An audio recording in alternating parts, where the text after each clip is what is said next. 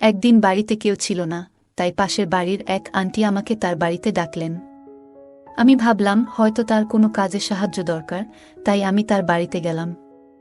সেখানে গিয়ে দেখি আন্টি লাল রং এর একটি সুন্দর শাড়ি পরে আছেন। এই শাড়িতে তাকে অনেক সুন্দর আর আকর্ষণীয় লাগছিল। তিনি আমাকে তার ঘরের ভিতরে নিয়ে গেলেন। তিনি বললেন, আমার বাসায় কেউ নেই, তাই তোমার একটু সাহায্য দরকার। তোমাকে কিছু নতুন বিষয় শিখাবো। তার কথাগুলো শুনে আমি কিছুটা অবাক হলাম, কিন্তু পরে বুঝলাম তিনি আমাকে কিছু কাজে সাহায্য করতে বলছেন। দিনভর ভীষণ ক্লান্ত ছিলাম, তাই আন্টি আমাকে তার ঘরে বিশ্রাম নিতে বলল। বিছানায় শুয়ে পড়তেই আমি গভীর ঘুমে আচ্ছন্ন হয়ে গেলাম। সকালে ঘুম ভাঙতেই দেখলাম দীপ্তি আন্টি আমার পাশে শুয়ে আছে, তার হাত আমার বুকের উপর রাখা। এমন অবস্থায় তাকে দেখে আমি একটু দূরে সরে গেলাম। মনে হলো হয়তো রাতে ঠান্ডা লাগায় সে পাশেই এসে শুয়ে পড়েছে, আর ঘুমের ঘোরে আমি তা বুঝতেই পারিনি। যেই আমি উঠলাম, আন্টিরও ঘুম ভাঙল। তখন আমি তাকে বললাম, দীপ্তি আন্টি, তুমি আমার পাশে কেন শুয়েছিলে? দীপ্তি আন্টি জবাব দিল, আমি আসলে বাইরে সোফায় শুয়েছিলাম, কিন্তু রাতে খুব ঠান্ডা লাগছিল, তাই তোমার পাশে এসে শুয়ে পড়েছি। এই বলে আন্টি আমাকে, আমাদের নতুন বাড়ির নির্মাণ প্রায় শেষ হয়ে আসছিল, তাই আমি প্রায়ই সেটি দেখতে যেতাম। নতুন বাড়িটি আমাদের মূল বাড়ি থেকে প্রায় 15 কিলো দূরে ছিল। একদিন সেখানে কাজ দেখতে গিয়েছিলাম, তখন পাশের বাড়ির একজন আন্টি প্রায়ই আমাকে চা বা পানি খাওয়ার জন্য ডাকতেন। তার এই আন্তরিক আমন্ত্রণে একদিন আমি তার বাড়িতে গেলাম। সেই দিন তিনি আমার সাথে অনেক কথা বললেন এবং কিছু নতুন বিষয় আমার সাথে শেয়ার করলেন। পাশের বাড়ির আন্টি বেশ আত্মবিশ্বাসী ভঙ্গিতে কথা বলছিলেন এবং তার শাড়ি কিছুটা ভিন্নভাবে পরা ছিল। বাড়িতে ঢোকার পর তিনি আমাকে চা খাওয়ার জন্য জিজ্ঞেস করলেন। আমি বললাম, আমি চা খাই না, কিন্তু তিনি জোর দিয়েই চা বানিয়ে দিলেন। যখন তিনি আমাকে চা দিলেন, তখন তার হাত আমার হাতে হালকা করে স্পর্শ করল। সেই মুহূর্তে আমি কিছুটা অদ্ভুত কিছু অনুভব করলাম, তবে আমি তখনও বিষয়টিকে মজা হিসেবেই নিয়েছিলাম। এরপর তিনি বললেন, আজ তুমি ঠিক সময়ে এসেছ। বাসায় কেউ নেই, আমার একটু সাহায্য দরকার।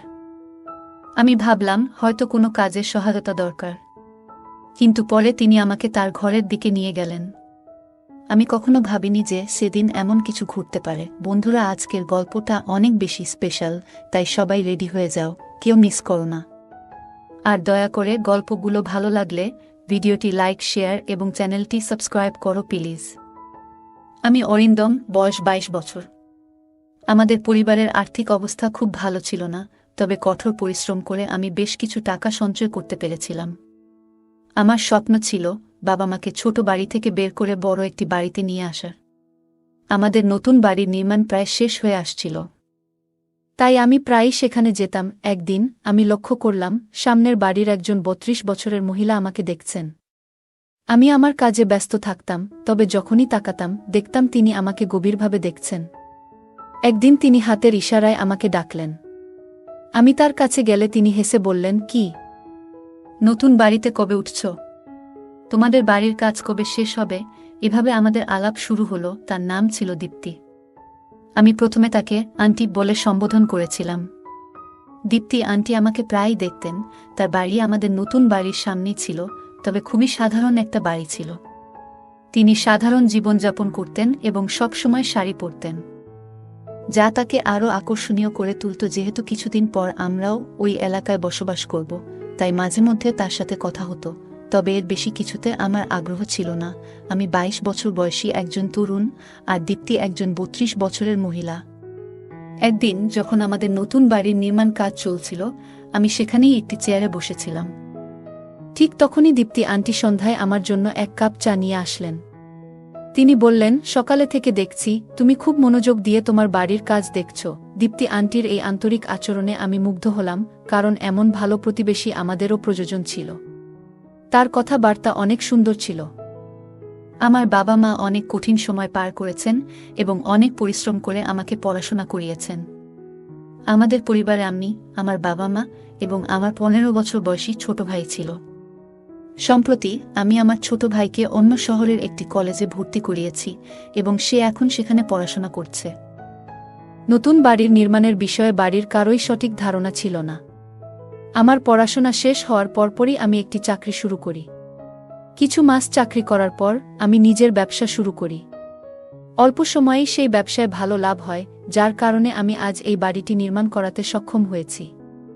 আমি আমার বাবা মায়ের জন্য খুবই খুশি ছিলাম, কারণ তারা অনেক কিছু সহ্য করেছেন আর আমার ভাইও ভালোভাবে পড়াশোনা করছিল। মাঝে মধ্যে আমি তার হোস্টেলে গিয়ে দেখা করতাম। একদিন আমি বাড়ির নির্মাণ কাজ দেখতে গেলাম, যাতে সব ঠিকঠাক চলছে কিনা তা নিশ্চিত করতে পারি। আমি যখন আমাদের নতুন বাড়ির নির্মাণ কাজ দেখতে গেলাম, তখন বুঝলাম কিছু জিনিস যা আমি বিদেশ থেকে অর্ডার করেছিলাম সেগুলো আসতে দেরি হচ্ছে, তাই বাড়ির কাজ শেষ হতে আরও কিছুটা সময় লাগবে। কাজের পরিস্থিতি দেখে আমি বাড়ি ফিরে যাওয়ার জন্য প্রস্তুতি নিচ্ছিলাম। তখন হঠাৎ লক্ষ্য করলাম আন্টি তার বাড়ির দরজায় দাঁড়িয়ে আমাকে দেখছেন। জানি না কেন তিনি সবসময় আমার দিকে অপলক দৃষ্টিতে তাকিয়ে থাকেন। যখন আমার চোখ তার দিকে পড়ল, তার দৃষ্টিতে যেন কিছুটা ভিন্নতা অনুভব করলাম। তার চেহারায় এমন কিছু ছিল যা আমার কাছে নতুন লাগছিল, কারণ আগে তাকে এমনভাবে দেখিনি। সে আমাকে হাত নাড়িয়ে ইশারা করল, আমিও তাকে হাত নাড়িয়ে সাড়া দিলাম এবং সেখান থেকে বেরিয়ে এলাম। দীপতি আন্টির এই আচরণে আমি কিছুটা অবাক হলাম, কারণ আমাদের মধ্যে খুব বেশি আলাপ পরিচয় ছিল না। তবুও তিনি এমনভাবে আচরণ করছিলেন যা আমার কাছে কিছুটা অদ্ভুত লাগছিল। মনে হচ্ছিল তিনি আমাকে অনেক আগে থেকেই চিনেন। আমি যখনই নতুন বাড়ির নির্মাণস্থলে যেতাম, দীপ্তি আন্টি আমার সাথে কথা না বলে থাকতে পারতেন না। প্রতিবারই তিনি আমাকে চা বা নাস্তার জন্য ডাকতেন, তবে আমি সবসময় কোনো না কোনো অজুহাতে তাকে এড়িয়ে যেতাম। কয়েকদিন পর একদিন আমি আবার বাড়ির কাজ দেখতে বেরোলাম, তখন হঠাৎ করে প্রবল বৃষ্টি শুরু হলো। বৃষ্টি এতটাই জোরে হচ্ছিল যে গাড়ি চালাতে সামনের কিছুই দেখতে পাচ্ছিলাম না। ধীরে ধীরে যখন আমি বাড়ির কাছে পৌঁছালাম, তখন দেখলাম একটি ভয়ানক দৃশ্য। বাড়ির একটি দেওয়াল বৃষ্টির পানিতে ধসে পড়ে গেছে। নির্মাণ কাজ এখনও অসমাপ্ত ছিল, তাই বৃষ্টির তীব্রতা সেই কাঁচা কাজটি সহ্য করতে পারেনি। এই ক্ষতি দেখে আমি খুবই হতাশ হয়ে পড়লাম। বৃষ্টির কারণে সেই সময়ের সব শ্রমিকও চলে গিয়েছিল। আমি কোনো আশ্রয় খুঁজতে বাড়ির একটি অংশের পেছনে দাঁড়ালাম। বৃষ্টি এতটাই তীব্র ছিল যে বাড়ি ফেরার জন্য অপেক্ষা করা ছাড়া আর কোনো উপায় ছিল না। অনেকক্ষণ অপেক্ষা করেও বৃষ্টি কমছিল না এবং আমি বুঝতে পারছিলাম না কি করব। তখন বাড়িতে ফোন দেওয়ার চেষ্টা করলাম, কিন্তু নেটওয়ার্ক সমস্যার কারণে ফোন লাগছিল না। কিছুক্ষণ পরে হঠাৎ দেখি দীপ্তি আন্টি সামনের দিক থেকে ছাতা হাতে আমার দিকে আসছেন। সন্ধ্যা নেমে এসেছিল আর বৃষ্টির কারণে চারপাশ অন্ধকার ছিল। আন্টি এই হঠাৎ উপস্থিতি আমাকে কিছুটা অবাক করল। আন্টি একটি হাতে ছাতা এবং অন্য হাতে টর্চ নিয়ে ধীরে ধীরে আমার দিকে আসছিলেন। টর্চের আলো আমি তাকে স্পষ্টভাবে দেখতে পেলাম। সেই মৃদু আলোতে আন্টি একেবারেই আলাদা লাগছিল। সাধারণত তাকে শাড়িতে দেখতাম, কিন্তু আজ তিনি আধুনিক পোশাকে ছিলেন এবং তার ঠোঁটে লাল লিপস্টিক ঝলমল করছিল।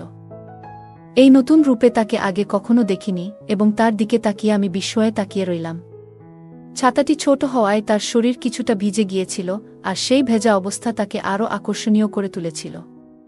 তাকে দেখে আমার দৃষ্টি বদলে যেতে থাকল। এত সুন্দর কাউকে আমি আগে কখনো দেখিনি। আন্টি এসে আমার হাত ধরলেন এবং কিছু না বলেই আমাকে তার বাড়ির দিকে নিয়ে যেতে লাগলেন।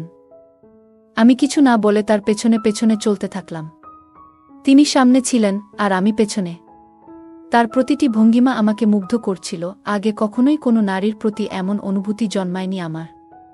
আজ যেন নিজের আবেগ সামলানো কঠিন হয়ে পড়ল। দীপ্তি আন্টির উপস্থিতি, তার সৌন্দর্য আর এই বৃষ্টি, সবকিছু একসঙ্গে মিলে আমার মনে অদ্ভুত একটা প্রভাব ফেলছিল। ঠিক তখনই দীপ্তি আন্টি হঠাৎ আমার দিকে তাকিয়ে বললেন, অরিন্দম, বৃষ্টির মধ্যে এভাবে কি করছো তুমি? এমন মুষলধারে বৃষ্টি হচ্ছে, এখানে থেমে থাকাটা কি ঠিক? আমি দীপ্তি আন্টিকে বললাম, আমি আসলে বৃষ্টি কমার অপেক্ষা করছি, কারণ বাড়ি ফিরে যেতে অনেক দেরি হয়ে যাবে। এত জোরে বৃষ্টি হচ্ছে যে এখানেই দাঁড়িয়ে থাকতে বাধ্য হচ্ছি। আন্টি হাসতে হাসতে বললেন, অরিন্দম, আমি তোমার প্রতিবেশী। তুমি আমার সাহায্য নিতে পারো। প্রতিবেশীরা যদি কঠিন সময়ে পাশে না থাকে, তবে কবে থাকবে? আমি মুচকি হেসে তার কথা শুনছিলাম। তিনি বললেন, এ বাড়িকে নিজেরই মনে করো। কথা বলতে বলতে আমি নিচের দিকে তাকিয়েছিলাম, তবে যখন তার দিকে তাকালাম, তার রূপ দেখে আমার মধ্যে অদ্ভুত অনুভূতি হল। দীপ্তি আন্টির সৌন্দর্য আমাকে মুগ্ধ করছিল। তবে আমি নিজেকে সামলে নিলাম, কারণ জানতাম আন্টির বিয়ে হয়েছে। তখন আমি তাকে বললাম, আন্টি, আপনার সাহায্যের জন্য ধন্যবাদ।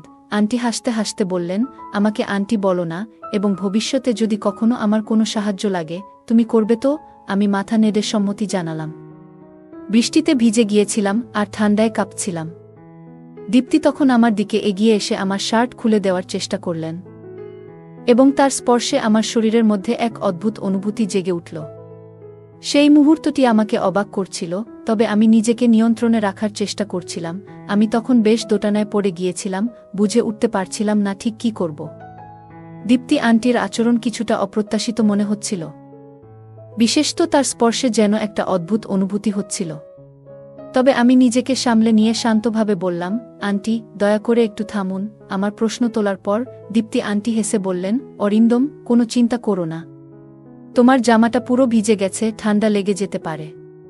আমি তোমাকে আমার স্বামীর একটা শার্ট এনে দিচ্ছি, সেটা পরে নাও। আন্টি আমাকে সাহায্য করছিলেন, সবকিছু স্বাভাবিক ছিল যতক্ষণ না তিনি আমার শার্ট খোলার চেষ্টা করলেন। তখনই আমার মনে কিছুটা অস্বস্তি হল। আমি ধীরে ধীরে একপাশে সরে গিয়ে একটু দূরত্ব তৈরি করলাম। তিনি এরপর আরও কয়েকটা শার্ট নিয়ে এলেন, কিন্তু সেগুলোর কোনোটাই আমার গায়ে ঠিকমতো ফিট হচ্ছিল না। তখন আমি বিনয়ের সঙ্গে বললাম, আচ্ছা, আপনার কাছে যদি কোনো কাঁথা বা কম্বল থাকে সেটা দিলেই হবে। আন্টি আমাকে একটি কাঁথা এনে দিলেন এবং আমি সেটি নিয়ে তার বাড়ির সোফায় বসে পড়লাম। ঘড়ির দিকে তাকিয়ে দেখি রাত 11টা বেজে গেছে। বাড়ি ফেরার অনেক দেরি হয়ে গেছে। কিছুক্ষণ পর দীপ্তি আন্টি গরম স্যুপ নিয়ে এসে বললেন, অরিন্দম, এই স্যুপটা খেয়ে নাও, তোমার ভালো লাগবে। আমি তার হাত থেকে স্যুপ নিয়ে খেতে শুরু করলাম। মনিকার আতিথেয়তা আমার বেশ ভালো লাগছিল, আর স্যুপটা বেশ মজার ছিল। আমি সত্যিই জানতাম না যে প্রতিবেশী এতটা ভালো হতে পারেন। স্যুপ খেয়ে কিছুটা স্বস্তি অনুভব করছিলাম, কারণ তখন একটু ক্ষুধাও লেগেছিল। স্যুপ খাওয়ার সময় আন্টি আমার সামনে বসেছিলেন, আর আমার মন বারবার তার দিকে চলে যাচ্ছিল। তার সৌন্দর্য আমাকে একদম মুগ্ধ করে ফেলেছিল। এই সময়ে দীপ্তি বললেন, অরিন্দম, এখন তোমার বাড়ি যেতে অনেক দেরি হয়ে যাবে, তাই আজ রাতটা এখানেই থেকে যাও। আর কোনো চিন্তা করো না, আমি তোমার পুরো খেয়াল রাখব। দীপ্তি আন্টির প্রতিটি কথা আমার মনে মধুর মতো লাগছিল, কারণ তার কণ্ঠ ছিল এতটাই মিষ্টি। তাকে দেখে আমার মনে হচ্ছিল, যদি আমার স্ত্রীও এমনই হতেন। আমি বিয়ে করলে এমনি একজনকেই বিয়ে করব। এসব আমি মনে মনে ভাবছিলাম। আমি যখন নানা চিন্তায় ডুবেছিলাম, তখন দীপ্তি আন্টি আমার কাছে এসে দাঁড়ালেন। তিনি এক হাতে আমার কাঁধে আলতো করে স্পর্শ করলেন এবং অন্য হাতে আমার ভেজা চুলে হাত বুলিয়ে বললেন, তোমার চুলও বেশ ভিজে গেছে। তারপর চুলের পানি মুছে দিতে শুরু করলেন। তার আচরণ তখন বেশ স্বস্তিদায়ক লাগছিল, কিন্তু আমার মন একদিকে মনে করাচ্ছিল, তিনি একজন বিবাহিত মানুষ এবং আমাকে সাহায্য করছেন, তাই আমি এর কোনো ভিন্ন অর্থ বের করা ঠিক হবে না। আমি তার সাথে সম্মানের সাথে কথা বলছিলাম। আমি তাকে বললাম, তোমার বাসায় থাকাটা আমার কাছে ঠিক মনে হচ্ছে না, কিন্তু আজকের রাতটা থেকে যাব। তাছাড়া কোনো উপায় নেই। তবে ভোরেই বাড়ি ফিরে যাব। বৃষ্টি থামার নাম নিচ্ছিল না, আর সেই বৃষ্টি যেন আমাদের এই সাক্ষাতের মূল কারণ হয়ে উঠেছিল। আমি ভাবছিলাম যে এটা হয়তো দীপ্তি আন্টির দিক থেকে কিছুটা সাহায্য ছিল। তবে আমি জানতাম না যে রাতের সেই ঘটনার ফলে আমার জীবনে এক নতুন অভিজ্ঞতা হতে চলেছে। দিনভর ভীষণ ক্লান্ত ছিলাম, তাই দীপ্তি আমাকে তার ঘরে বিশ্রাম নিতে বলল। বিছানায় শুয়ে পড়তেই আমি গভীর ঘুমে আচ্ছন্ন হয়ে গেলাম। সকালে ঘুম ভাঙতেই দেখলাম দীপ্তি আন্টি আমার পাশে শুয়ে আছে, তার হাত আমার বুকের উপর রাখা। এমন অবস্থায় তাকে দেখে আমি একটু দূরে সরে গেলাম। মনে হলো হয়তো রাতে ঠান্ডা লাগায় সে পাশেই এসে শুয়ে পড়েছে। আর ঘুমের ঘোরে আমি তা বুঝতেই পারিনি। যেই আমি উঠলাম, দীপ্তি আন্টিও ঘুম ভাঙল। তখন আমি তাকে বললাম, আন্টি, তুমি আমার পাশে কেন শুয়েছিলে? দীপ্তি আন্টি জবাব দিল, আমি আসলে বাইরে সোফায় শুয়েছিলাম, কিন্তু রাতে খুব ঠান্ডা লাগছিল, তাই তোমার পাশে এসে শুয়ে পড়েছি। আমি তখন আমার শার্ট খুঁজতে লাগলাম, দেখি শার্টটা হোলে পড়ে আছে। শার্ট পরে আমি তাড়াতাড়ি তার ঘর থেকে বেরিয়ে পড়লাম এবং গাড়িতে উঠে বাড়ির দিকে রওনা দিলাম। বাড়িতে পৌঁছে মাকে জানালাম যে রাতে প্রচণ্ড বৃষ্টি হচ্ছিল, তাই নতুন বাড়ির হোলে থাকতে হয়েছিল। আমি কিছুক্ষণ থেমে গিয়েছিলাম স্নান করার জন্য। বাথরুমে গিয়ে যখন শার্ট খুললাম, তখন আয়নায় যা দেখলাম তাতে আমি পুরোপুরি হতবাক হয়ে গেলাম। ভালো করে তাকাতেই বুঝতে পারলাম আমার বুকে লিপস্টিকের দাগ। আমি কিছুতেই বুঝতে পারছিলাম না এটা কিভাবে হলো বা কখন ঘটল। অনেক প্রশ্ন আমার মাথায় ঘুরপাক খেতে লাগল। আমি ভাবছিলাম, হয়তো দীপ্তি আন্টি আমাকে যে স্যুপ খাইয়েছিল, তার কারণে আমি গভীর ঘুমে আচ্ছন্ন হয়ে পড়েছিলাম। সেই ঘুমের মধ্যে কি এমন কিছু ঘটেছে যা আমি টের পাইনি? রাতের সেই পরিবেশ কিছুটা উত্তেজনাপূর্ণ ছিল, তবে দীপতি বিবাহিত, তাই আমি নিজের মনকে নিয়ন্ত্রণে রেখেছিলাম। কিন্তু যে ঘটনা ঘটেছিল তা থেকে বোঝা যাচ্ছিল, হয়তো দীপ্তি আন্টি মনেও একই ধরনের চিন্তা ছিল। তিনি হয়তো আমাকে নিয়ে ভাবতেন। সেই দিন আমার সব কাজ শেষ করলাম, কিন্তু সারাদিন ধরে দীপ্তি আন্টির কথা, আগের রাতের স্মৃতি বারবার মাথায় ঘুরতে লাগল। তার আচরণও কিছুটা রহস্যময় ছিল, যেন সে কিছু বলতে চাইছে। আমার মনেও তাকে নিয়ে অনেক কথা জমা হচ্ছিল, কিন্তু আমি কিছু বলতে পারছিলাম না। সেই সুযোগটাই আমি পাচ্ছিলাম না। 2 দিন পর আমি বাড়ির কাজ দেখতে গেলাম। সেখানে গিয়ে দেখলাম মিস্ত্রিরা বাড়ির দেয়ালগুলো আবার ঠিকঠাক করে দিয়েছে। বৃষ্টি 2 দিন ধরেই বন্ধ ছিল। আমি দীপ্তি আন্টির বাড়ির দিকে তাকালাম, কিন্তু বাড়ির দরজা বন্ধ। সাধারণত যখনই আমি সেখানে যেতাম, দীপতি আন্টি আশেপাশে থাকত। আজ তাকে কোথাও দেখা গেল না। চারপাশে তাকালাম, কিন্তু কোনো খোঁজ পেলাম না। শেষে আমি তার বাড়ির দরজার কাছে গেলাম, তখন তাকে দেখার জন্য একটা অস্থিরতা কাজ করছিল। তার বাড়ির কাছে পৌঁছাতেই ভেতর থেকে কিছু পুরুষদের কথা শোনার মতো লাগল। আমার মনে হলো হয়তো অতিথিরা এসেছে। তাই আমি ফিরে যাওয়াই ভালো মনে করলাম। আমার মন যদিও অস্থির হয়েছিল, কারণ সেই দিনের পরে আন্টি দেখার আকাঙ্ক্ষা আরও বেড়ে গিয়েছিল। সারাদিন অপেক্ষা করলাম, কিন্তু দীপ্তি আন্টি আর বের হলো না। সন্ধ্যার দিকে বাড়ি ফেরার পথে আমি আমার ভাই এর সঙ্গে দেখা করলাম। তাকে দেখে আমি অবাক হলাম, কারণ এ সময় তাকে এখানে দেখার কথা নয়। আমি গাড়ি থামিয়ে তার দিকে গেলাম। ভাই কিছুটা ভীত দেখাচ্ছিল। আমি জিজ্ঞাসা করলাম, তুমি এখানে কি করছো? তোমার তো এই সময় হোস্টেলে থাকার কথা ছিল, আর তুমি এখানে এসেছো সেটা বলেওনি। ভাই উত্তর দিল, ভাইয়া, সব বলবো, কিন্তু আগে বাড়ি চলো। আমি অনেক দিন ধরে মায়ের হাতে রান্না করা খাবার খাইনি। তার কথা শুনে আমি তাকে গাড়িতে তুললাম এবং বাড়ি ফিরে গেলাম। সে খাবার খেল এবং তাড়াতাড়ি ঘুমিয়ে পড়ল। কিন্তু সেই রাতেও আমার ঘুম আসছিল না। বারবার ঘুমের মধ্যে অস্থির হয়ে পড়ছিলাম। আন্টির কথা বারবার মনে হচ্ছিল। রাতের একসময় হঠাৎ করে ভাই ঘুমের মধ্যে উঠে কোথাও যাচ্ছিল। আমি তাকে ডাকার চেষ্টা করলাম, কিন্তু সে আমার দিকে ফিরেও তাকালো না। বুঝলাম সে ঘুমের মধ্যে হাঁটছে। আমি তাড়াতাড়ি তাকে ধরে নিয়ে এসে শুইয়ে দিলাম। পরের দিন আমি মনে মনে সিদ্ধান্ত নিলাম যে আজ দীপ্তি আন্টির সঙ্গে দেখা করতেই হবে। তাকে না দেখলে আমার অস্থিরতা কাটছিল না। আমি আবারও সেই বাড়ির কাজে দেখতে গেলাম। কাজ কতটা এগিয়েছে তা দেখছিলাম। হঠাৎ করে দীপ্তি আন্টি এসে হাজির হল। আজ সে সাধারণ একটি শাড়ি পরেছিল, কিন্তু তাকে দেখে আমার মনে পড়ল আগের রাতের সেই স্মৃতি। শাড়িতে আজ আন্টিকে অসাধারণ লাগছিল। তার প্রতি আমার মুগ্ধতা বাড়ছিল। মনে মনে আমি তার ভাবনায় ডুবে যাচ্ছিলাম। ঠিক তখনই দীপ্তি আন্টি কথা বলতে শুরু করল, অরিন্দম, তোমার একটু সাহায্য চাই। তুমি কি আমার সঙ্গে যাবে? তার সাহায্যের কথায় আমি কিছু না ভেবেই রাজি হয়ে গেলাম। দীপ্তি আন্টি বলল, আমাদের বাইরে যেতে হবে। আমরা আমার স্কুটিতে যাব। আমি একটু প্রস্তুত হয়ে নিচ্ছি। কিছুক্ষণ পর সে ফিরে এলো, সম্পূর্ণ প্রস্তুত হয়ে, এবং তাকে দেখে আমি চোখ ফেরাতে পারছিলাম না। তাকে আজ মনে হচ্ছিল আরও সুন্দর লাগছে তাকে। আমরা স্কুটিতে চড়ে রওনা হলাম এবং কিছু সময় পরে একটি পুরনো বাড়ির কাছে পৌঁছালাম। বাড়িটা বেশ বড় ছিল। আমি জিজ্ঞাসা করলাম, দীপতি আন্টি, তুমি আমাকে কোথায় নিয়ে এসেছ? সে বলল, আমার বাড়ির আশেপাশে কিছুটা সম্মান আছে, তাই তোমাকে এখানে নিয়ে এসেছি। এখানে আমার এক বন্ধুর ঘর আছে। আমরা সেই বন্ধুর ঘরে পৌঁছালাম। আমার মনে একটা চিন্তা ঘুরছিল, হয়তো আজ আমার মনের ইচ্ছাগুলো পূরণ হতে চলেছে। এই ভাবনায় আমি তার পিছু পিছু চললাম। স্কুটি থেকে নেমে আন্টি আমাকে নিয়ে বাড়ির এক কোণে ছোট্ট ঘরে গেল। ঘরে ঢুকে দেখলাম সেখানে একটা বিছানা আর পাশে একটি পানির কলস রাখা ছিল। দীপতি আন্টি বিছানায় বসে পড়ল। ঘরটা ছিল শান্ত আর খানিকটা অন্ধকারাচ্ছন্ন, তবে আমার মন সম্পূর্ণ অন্য কিছুতে নিবদ্ধ ছিল। আমি বিছানায় বসেছিলাম। কিছুক্ষণের মধ্যেই ঘরে 4 জন শক্তিশালী লোক ঢুকে পড়ল। তাদের দেখে আমি কিছুটা অবাক হয়ে গেলাম। বুঝতে পারছিলাম না এখানে কি ঘটছে। দেখলাম তাদের মধ্যে 2 জনের হাতে ক্যামেরা আছে এবং হঠাৎ করে ঘরের বড় বড় লাইটগুলো জ্বলে উঠল। আমি দীপ্তি আন্টিকে জিজ্ঞাসা করলাম, দীপ্তি আন্টি, এটা কি হচ্ছে? কিন্তু সে কোনো কথা বলার জন্য প্রস্তুত ছিল না। মুখে স্কার্ফ বাঁধা ছিল তার। আমি তার কাছে জানতে চাইতেই একটি ভারী মহিলার প্রবেশ হলো ঘরে। সে এসে আমার পাশে বসল। একদিকে ছিল আন্টি আর অন্যদিকে সেই মহিলা। আমি জোরে চিৎকার করে বললাম, এখানে কি চলছে? তখন সেই 4 জনের একজন বলল, তুমি যতই চিৎকার করো, এই ঘর থেকে কোনো শব্দ বাইরে যাবে না। এটা শুনেই আমি বুঝতে পারলাম আমার সঙ্গে কিছু ভয়ঙ্কর কিছু ঘটতে চলেছে। তখনই তাদের একজন একটি বড় ছুরি বের করল এবং তা আমার দিকে এগিয়ে ধরল। আমি প্রচণ্ড ভয়ে কাঁপতে লাগলাম।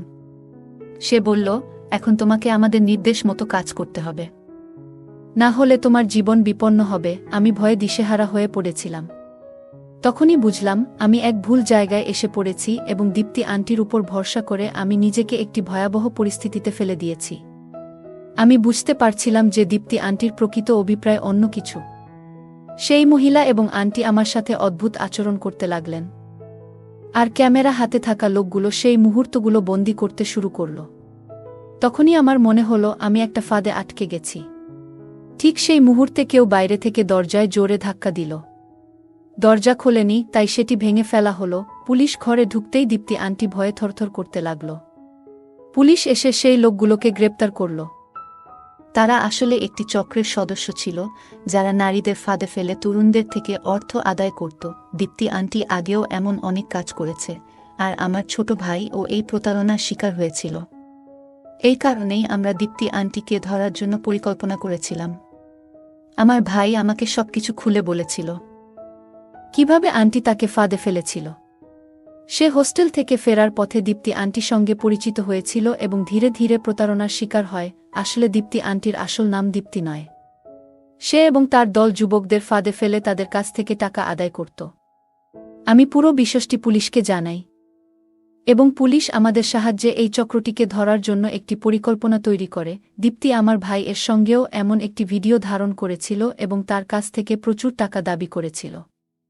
আমার ভাই কিছু টাকা দিয়েছিল, কিন্তু তারা তাতে সন্তুষ্ট হয়নি। তারা আমার ভাইকে ব্ল্যাকমেইল করতে থাকে এবং আরও অর্থ আদায়ের চেষ্টা করছিল। আমার ভাই এ ঘটনা আমাকে গভীরভাবে নাড়া দিয়েছিল। রাতের বেলা যখন আমি আমার ভাইকে বাড়িতে নিয়ে এসেছিলাম, তখন দেখলাম সে এক কোণে বসে কাঁদছে। আমি তাকে সান্ত্বনা দিয়ে সব কথা জিজ্ঞাসা করলাম। অনেক সাহস সঞ্চয় করে সে আমাকে পুরো ঘটনা জানাল। তার সেই সাহসের কারণেই আমি দীপ্তি এই প্রতারণামূলক চক্রের পর্দা ফাঁস করতে পেরেছিলাম। আমাদের বাড়ির সামনে যে বাড়িটা দীপ্তি ভাড়া নিয়েছিল, সেটাও সে ভুয়া পরিচয় ব্যবহার করে ভাড়া নিয়েছিল। আমার ভাই এই ঘটনাটি তার জীবনে বড়সড় মানসিক আঘাত হেনেছে, যার জন্য সে ডিপ্রেশনে চলে গিয়েছিল। তাকে সুস্থ করতে অনেক সময় লেগেছিল। দীপতি এবং তার চক্রকে আমি আইনের আওতায় এনে ভালোভাবে শাস্তি দিতে পেরেছিলাম। সময়মতো সত্যটা জানতে পারায় আমি আমার ভাইকে এই ভয়ঙ্কর পরিস্থিতি থেকে উদ্ধার করতে সক্ষম হয়েছিলাম। নইলে তার জীবনে কি ঘটতে পারত তা ভাবতেই ভয় লাগে। দীপ্তির এই চক্র সম্পর্কে জানার পর আরও অনেক তরুণ এগিয়ে এসে তাদের অভিজ্ঞতা শেয়ার করেছিল।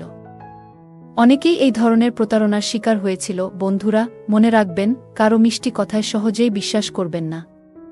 অজানা লোকের উপর তাড়াতাড়ি বিশ্বাস করা বিপজ্জনক হতে পারে। আপনার সরলতার সুযোগ নিতে কিছু লোক সর্বদা প্রস্তুত থাকে। তাই সজাগ থাকুন, যাতে আপনার জীবনে অরিন্দমের মতো পরিস্থিতি না আসে। বন্ধুরা, যদি এই গল্পটি ভালো লেগে থাকে, তাহলে দয়া করে ভিডিওটি লাইক করুন এবং আমাদের চ্যানেলটি সাবস্ক্রাইব করুন। পাশে থাকা বেল আইকনটি প্রেস করুন, যাতে করে আমরা যখনই নতুন ভিডিও আপলোড করি, তার নোটিফিকেশন সবার আগে আপনার কাছে পৌঁছে যায়। ধন্যবাদ, দেখা হবে আমাদের পরবর্তী ভিডিওতে।